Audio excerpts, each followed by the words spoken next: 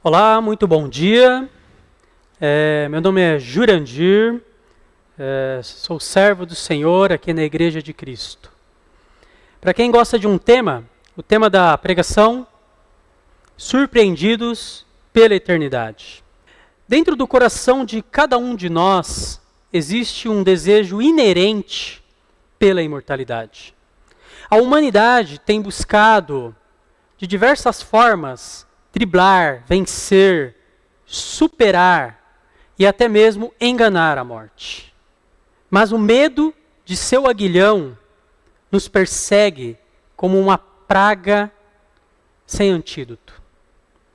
O maior desejo do homem é que o viver para sempre não esteja apenas nas histórias infantis. Segundo o Guinness Book, o homem que viveu mais tempo na Terra foi esse japonês aqui, Shitetsu Watanabe. Ele viveu ao todo 112 anos.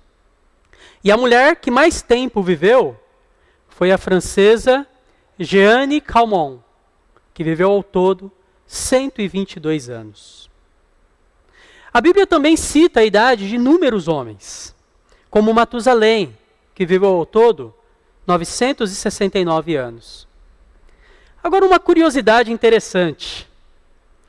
O texto sagrado nos lembra apenas a idade de duas mulheres. Será que as mulheres daquela época, assim como as mulheres modernas, também não gostavam muito de falar da sua idade? Brincadeiras à parte, a Bíblia cita que Sara, a esposa de Abraão, morreu aos 127 anos. E também lembra a idade de Ana, da profetisa Ana, que era filha de Fanuel, da tribo de Azer. 84 anos, mais ou menos. Eu quero fazer uma pergunta para vocês. Quantos anos você gostaria de viver? Responde aí no chat. Eu, particularmente, tenho a expectativa de chegar pelo menos até os meus 80 anos, 70, 80 anos. Uma segunda pergunta. Você tem medo de morrer? Responde aí no chat. Eu confesso para vocês que eu tenho medo de morrer. Acredito que a imensa maioria respondeu que sim, tem medo de morrer. E por que nós temos medo de morrer? Algumas respostas. Temor do desconhecido.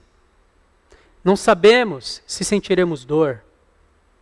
Mas na maioria das vezes, o maior receio que nos traz o medo da morte é o apego exagerado a essa vida. Traçamos planos, nos envolvemos em projetos, sonhamos em conquistar, em construir, em descobrir, em explorar. Me acompanhem em uma leitura na Bíblia, onde um homem, assim como nós, também não pensava muito na morte. O texto está em Lucas capítulo 12, a partir do verso 16 ao versículo 16 ao 21. Então lhes contou esta parábola. A terra de certo homem rico produziu muito bem. Ele pensou consigo mesmo: o que vou fazer? Não tenho onde armazenar minha colheita.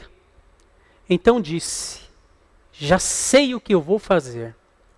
Vou derrubar os meus celeiros e construir outros maiores. E ali guardarei toda a minha safra e todos os meus bens. E direi a mim mesmo: você tem grande quantidade de bens armazenados para muitos anos. Descanse, coma, beba e alegre-se. Contudo, Deus lhe disse: insensato, esta mesma noite a sua vida lhe será exigida. Então quem ficará com o que você preparou? Assim acontece com quem guarda para si riquezas, mas não é rico para com Deus. Jesus aqui está respondendo à pergunta de um homem que o procurou para que fosse juiz na divisão de bens entre esse homem e seu irmão. Então Jesus conta essa parábola do homem insensato para nos mostrar que nosso apego a essa vida é em vão. O fato é que, assim como esse homem da parábola, vivemos muitas vezes para esse mundo. No caso aqui, ele havia alcançado sucesso no seu trabalho, no seu objetivo. Mas do que isso adiantou? Jesus não nos dá maiores detalhes, como a idade desse homem, se ele tinha família, mas com essa história ele revela algo que está no íntimo de cada um de nós, de cada ser humano. Queremos viver o para sempre. E da onde vem esse desejo do viver para sempre? Uma possível resposta pode estar em Eclesiastes capítulo 3, versículo 11. Olha o que diz. Ele fez tudo apropriado ao seu tempo. Também pôs no coração do homem o anseio pela eternidade. Mesmo assim, este não consegue compreender inteiramente o que Deus fez. Ou seja, esse nosso desejo do viver para sempre é algo que pode vir de Deus. Aquele homem tinha convicção, aquele homem da parábola tinha convicção de que viveria para desfrutar os frutos do seu trabalho. Para ele era um direito vitalício. Assim como muitos de nós, ele também ignorou a morte. Não pensou na morte. Ignorou que era mortal. Ele não sabia, ele não ignorou que ele poderia a qualquer momento ser surpreendido pela eternidade. Isso ocorre, primeiro, devido ao nosso apego exagerado a essa vida. E segundo, porque tememos e somos escravizados pelo medo da morte. Tememos a morte porque nos parece um inimigo implacável, onde mais cedo ou mais tarde o seu aguilhão nos atingirá. E dessa forma somos escravizados por um desejo, um pensamento de buscarmos a qualquer custo a imortalidade. Mas olha o que a Bíblia fala quanto a esse medo da morte. Acompanhe comigo Hebreus capítulo 12, a partir do verso 14. Portanto, visto que os filhos são pessoas de carne e sangue, ele também participou dessa condição humana, para que por sua morte derrotasse aquele que tem o poder da morte, isto é, o diabo, e libertasse aqueles que durante toda a vida estiveram escravizados pelo medo da morte. A verdade é que cada ser humano precisa ser liberto do medo da morte. A lei da sobrevivência está entrelaçada no gênio humano. Somos programados para a vida. Não somos criados para a morte. A morte veio a esse mundo depois de nós, depois dos seres humanos. Mas a não ser que você seja totalmente dotado de falta de emoção, em algum momento você já temeu a morte. Minha mãe recentemente passou por uma cirurgia. E é inevitável não pensarmos na morte em um momento como esse. Quando temos um ente querido em um perigo iminente. Em um momento como esse, pedimos orações aos irmãos e nós mesmos suplicamos a Deus para que dê tudo certo nessa cirurgia. Até que tudo esteja bem. Nós, seres humanos, somos apegados à vida. Faz parte do nosso instinto. Uma das maiores corridas científicas é exatamente para prolongar a vida. Vacinas, remédios, procedimentos estéticos, tudo com o intuito de aumentar a expectativa de vida e alcançar a imortalidade. É isso que tem sido vendido à humanidade. Desde a antiguidade, procura-se pela imortalidade. Quem se lembra de ter lido, assistido a desenhos, filmes, ou mesmo ouvido histórias sobre fonte da juventude. Eu mesmo lembro de ter assistido vários desenhos que falavam sobre esse tema. Outros buscam a imortalidade nas religiões. Outros ainda buscam, como os grandes heróis do passado, manter a imortalidade por meio de seus feitos, colocando seu nome na história. Exemplos como Alexandre o Grande. Hoje se fala até de um procedimento chamado criogenia. Você já ouviu falar sobre isso? É um projeto onde estuda-se manter o corpo humano congelado com hidrogênio, para que no futuro, com uma tecnologia avançada, encontra-se um meio de ressuscitar esse corpo para a vida. Você não acha isso bizarro? Enfim, a corrida pela imortalidade está muito longe de acabar. E talvez você esteja pensando, de certa forma, Jurandir, esses grandes heróis imortalizaram seu nome na história. Bom, esses grandes heróis que, entre aspas, imortalizaram o seu nome na história, na verdade, prolongaram a sua memória por um tempo a mais. Mas isso também vai acabar. Até mesmo o Sol tem um destino final. Os cientistas acreditam que nos próximos 10 bilhões de anos, o Sol vai se expandir, destruindo vidas e planetas em volta, e depois vai encolher até se tornar uma pequena estrela e morrer. 10 bilhões de anos. Mas isso é muito tempo, Jurandir. Isso é muito tempo, Jurandir. Mas de nossa perspectiva. Darei um exemplo. Em Salmos 94 e 2 Pedro 3,8, diz que 1000 anos para Deus é como um dia. Segundo os dados mais recentes, o homem tem 350 mil anos de existência. Ou seja, pela perspectiva de Deus, a humanidade existe há 350 dias. Não completamos nenhum ano de existência ainda, pela perspectiva da eternidade. Mas voltando ao ponto, não devemos sermos tão apegados a essa vida, pois ela é finita. E pensar na eternidade nos revela a verdade mais pura e simples. Somos passageiros aqui. Jesus cita na continuação dessa parábola que não temos controle sobre o nosso destino. Apesar de muitas vezes pensarmos que temos. Olha o que diz Lucas capítulo 12, a partir do verso 25. Quem de vocês, por mais que se preocupe, pode acrescentar 1 hora que seja a sua vida? Visto que vocês não podem sequer fazer uma coisa tão pequena, por que se preocupar tanto? Por que se preocupar com o restante? Ele afirma que não podemos acrescentar 1 hora ao nosso dia. Aquele homem esquecera que sua vida poderia ser exigida antes que desfrutasse o resultado de todo o seu trabalho de uma vida. Muitas vezes ignoramos a fragilidade da nossa vida. Imagine o que aquele homem pensou. O que você pensaria?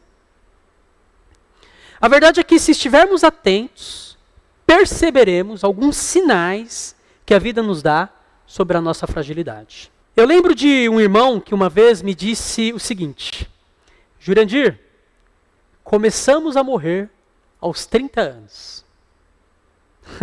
Eu achei engraçado aquilo, mas é verdade, irmãos.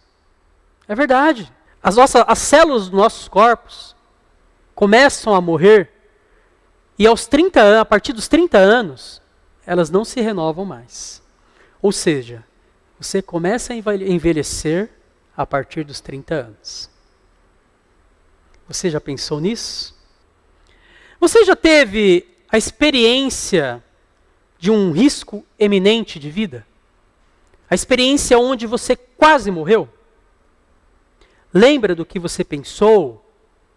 Do que você sentiu? A verdade é que evitamos falar da morte porque a tememos. É um medo quase supersticioso.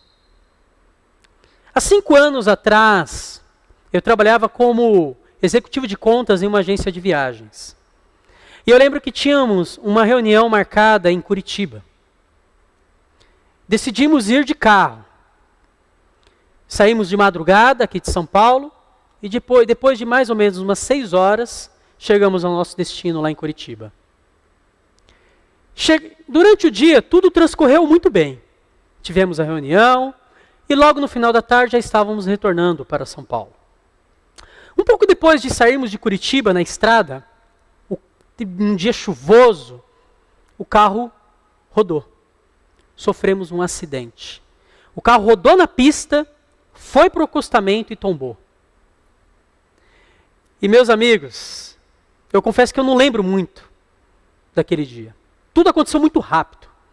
Uma das poucas coisas que eu me lembro é de olhar para a janela, porque eu estava no banco do passageiro, e ver aqueles matos passando, e então virei o meu rosto com medo do vidro estourar e me machucar.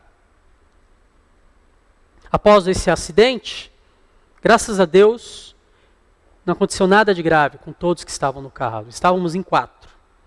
Depois do susto e algumas luxações, estávamos na beira da estrada aguardando um carro da seguradora que viria nos buscar para nos levar a São Paulo. Essa foi uma experiência real de risco de vida. Eu poderia ter morrido naquele dia. E tudo aconteceu tão rápido que eu não tive muita coisa para pensar. Eu tenho certeza que se você passou por uma experiência semelhante, você também vai lembrar que não pensou muito naquele momento. Aquele homem lá da parábola, será que ele teve tempo de desfrutar pelo que trabalhou? Será que se ele soubesse que os dias deles seriam abreviados, ele não teria sido mais generoso e dividido tudo o que ganhou? Ou teria começado a pensar na vida antes? Você tem pensado na vida em que você está levando? Você tem pensado na eternidade? No dia da sua morte? Eu sei que passamos boa parte do nosso dia, do nosso tempo, pensando nas coisas desse mundo. E de uma certa forma é necessário, porque temos uma vida para viver. Mas o nosso foco não deve estar apenas nessa vida. Porque a Bíblia nos fala, no Salmo 90:10, que vivemos 70 ou 80 anos, e que são anos sofridos. Hoje eu cuido da minha mãe, que está com 70 anos, e sei que muitos de vocês também cuidam dos seus pais idosos. E isto é honroso diante de Deus. Mas o fato é que, quanto mais os anos se passam, mais difícil os dias ficam. Saúde debilitada, a memória fraca, dependemos dos outros para fazeres simples do dia a dia. Jesus nos diz nessa parábola para buscarmos coisas além dessa vida, pois somente essa busca dará sentido ao que fazemos, e isso preservará as nossas almas. Quando buscamos o reino de Deus, a promessa é que seremos satisfeitos, que Deus nos acrescentará essas coisas, o comer, o beber, o teto e a eternidade. Quando buscamos o reino de Deus, experimentamos um temor santo que nos dá esperança e não o temor da morte que nos escraviza. Olha essa frase do teólogo e filósofo americano Jonathan Edwards. A terra é o único inferno que os cristãos experimentarão. E é o único céu que os não cristãos experimentarão. Não sabemos quando a eternidade irá nos surpreender.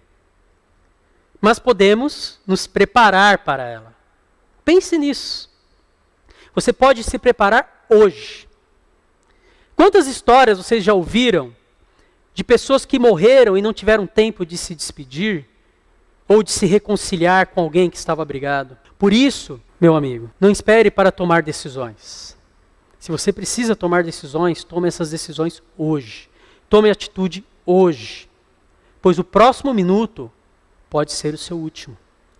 Expresse o que você sente pelo seu cônjuge, pelos seus filhos, pelos seus pais. Não fique guardando para si. Reconcilie, se precisar, com alguém. Porque você não sabe quando será o seu dia. Não ache que você vai ter sempre mais um amanhã. Ninguém sabe o dia da sua morte. Não tem como saber. No máximo, podemos ter uma previsão. Talvez você esteja em uma idade onde você pode pensar: bom, Jurandir, eu já tenho uma certa idade, já vivi bastante tempo, e eu acredito aí que nos próximos anos eu vou morrer. Ou talvez você esteja em uma situação, meu amigo, onde os médicos já desenganaram. Você tem uma doença terminal e só está aguardando em casa o dia de morrer. Mas mesmo que você esteja em cenários como esse, você não sabe o dia da sua morte. Quantas pessoas desenganadas pelos médicos com meses de vida viveram muito mais tempo, até mesmo anos? Na parábola que lemos aqui agora, Jesus nos mostra que aquele homem tinha algumas pistas do dia da sua morte. Interessante que ali há uma precisão até do dia que ele ia morrer. Hoje mesmo. E do período. À noite. Mas ele não sabia a hora. Na próxima sexta-feira, iremos comemorar com nossos familiares o Natal. O Natal representa o nascimento de Jesus Cristo.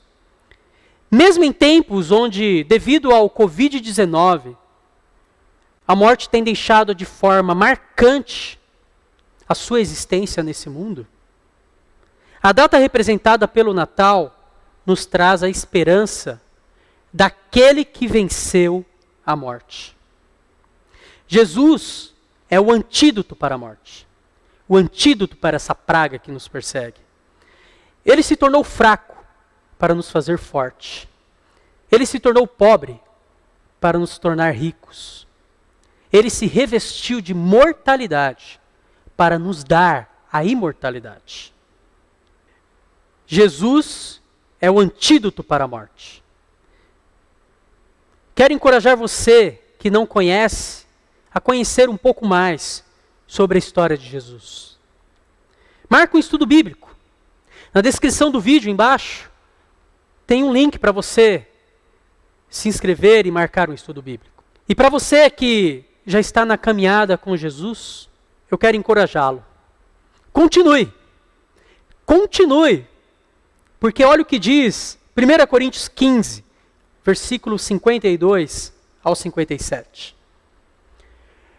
No momento, num abrir e fechar de olhos, ao som da última trombeta, pois a trombeta soará, os mortos ressuscitarão incorruptíveis, e nós seremos transformados.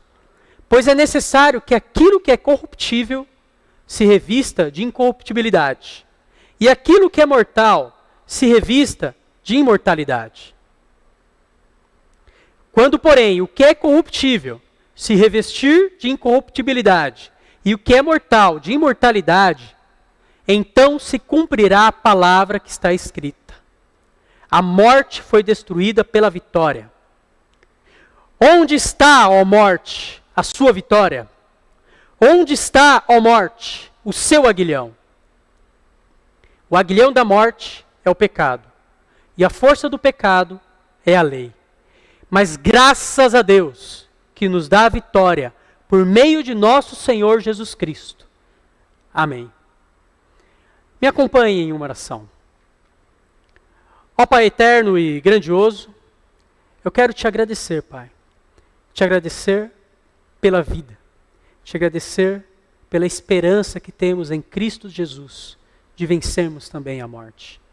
Pela esperança que temos em Cristo Jesus de não sermos surpreendidos pela eternidade. De nos prepararmos para esse momento, Pai. Eu oro, Pai, para que aquele que está em sua casa agora, desenganado, talvez pelos médicos, ou talvez depressivo, pensando na morte, que ele possa olhar para Cristo, que ele possa descobrir as promessas de Cristo para a vida dele, Pai. E para aquele que já está na caminhada, Pai, continue a perseverar, Pai. Perseverar até o dia da sua morte. Porque assim como diz a tua sagrada Escritura, Pai, aquele que confia no Senhor, o seu corpo não sofrerá decomposição, mas será revestido de imortalidade. Eu oro, Pai, para que na próxima sexta-feira, onde iremos comemorar o Natal, que representa o nascimento de Jesus Cristo, possamos refletir, nos lembrar e guardar em nossos corações as palavras, o propósito daquele único que venceu o aguilhão da morte, Jesus Cristo. E é no nome dele, Jesus Cristo, que eu oro e agradeço. Amém.